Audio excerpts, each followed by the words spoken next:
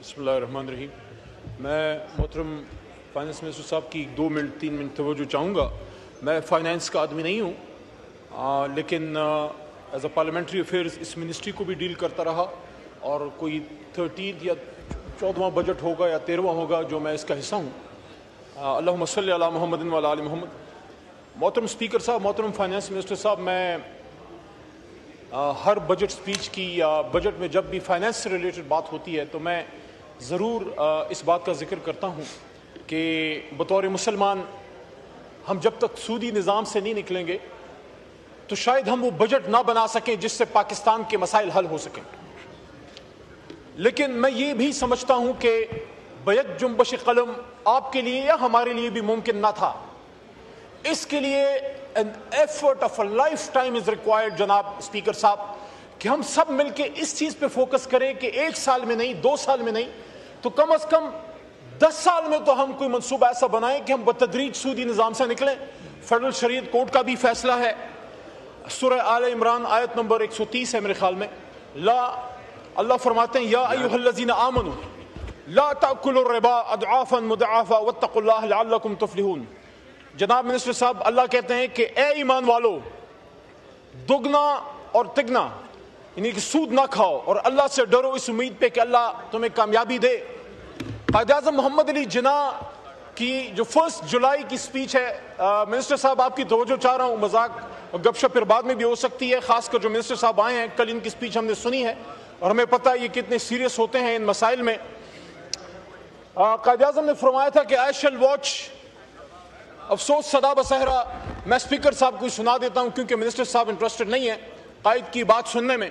قائد اعظم نے state bank کو یہ کہا تھا کہ I shall watch with کیننس the work of your research organization involving banking principles, practices compatible with Islamic ideas of social and economic life. قائد چاہتے تھے کہ ہم اسلامک ویژن کے مطابق، اپنے دین کے مطابق ہم اپنے بجٹ بنائیں، اپنے اسٹیٹ بینک کو چلائیں، اپنے بینکاری کے نظام کو چلائیں. وہ کہتے ہیں کہ the adoption of Western economic theory and practices will not help us in achieving our goal of creating happy and contented people. We must work our destiny in our own way and present to the world an economic system based on true Islamic concept of equality of manhood and social justice. We will thereby be fulfilling our mission as Muslims and giving to humanity the message of peace, which alone can save and secure the welfare and happiness and prosperity of mankind. جناب speaker صاحب، اس speech میں قائد آگے یہ بھی کہتے ہیں کہ the Western economic system has given the world nothing but 2 world wars. تو وہ کیا چاہتے تھے؟ ہمارا دین کیا چاہتا ہے، آپ کا دل کیا چاہتا ہے، پوری قوم کیا چاہتی ہے کہ ہم اس سودی نظام سے بھی نکلیں، اس قرض کے دلدل سے بھی نکلیں. ہمیں یاد ہے ہم چھوٹے سے تھے جب میاں صاحب نے وہ ایک لائے تھے کہ اپنا وہ قرض مکاؤ، ان کا جو بھی تھا. آپ کو شاید نہیں پتا، ایز اے اسٹوڈنٹ میں نے اس میں 2 دفعہ چندہ دیا تھا. میں نے شوکت خانم کو بھی چندہ دیا اور میاں صاحب نے جو وہ قرض مکاؤ کا کوئی پروگرام تھا، ہم بچے سے تھے، جا کے بینک میں 2 دفعہ اس زمانے میں مجھے یاد ہے 1 دفعہ 200 پھر 300 روپے پاکٹ منی سے جمع کیے کہ ہمارا قرض ختم ہو جائے گا. ہمارا تو قرض ختم نہیں ہوا، لوگوں کے باہر امپائر بنے. میں پولیٹیکل بات پہ نہیں جاتا، صرف یہ کہہ رہا ہوں کہ دیکھیں وہ کہتے ہیں کہ مجھے 2 منٹ ضرور دیجیے گا، ملک کے فائدے کی بات کر رہا ہوں. وہ کہتے ہیں کہ قرض کی پیتے تھے میں اور سمجھتے تھے کہ فاقہ مستی لائے گی رنگ ایک دن، کہ قرض لے کے آئی ایم ایف سے کون سا ہم بجٹ بنا رہے ہیں. لیکن بہرحال محدود وسائل میں جو آپ نے بجٹ بنایا ہے، 2-3 نکات میرے کٹ موشنز کے مطابق آپ کے سامنے رکھ رہا ہوں. پہلی بات تو یہ ہے کہ جو بھی دیکھیں بجٹ بنتا ہے، میں نے ہمیشہ یہ پڑھا ہے ایز اے پولیٹیشین کہ budget is a political document, it is never a fiscal document of economist. Economist نے اپنے وزیر اعظم اور اپنی حکومت کے ویژن کے مطابق بجٹ بنانا ہوتا ہے.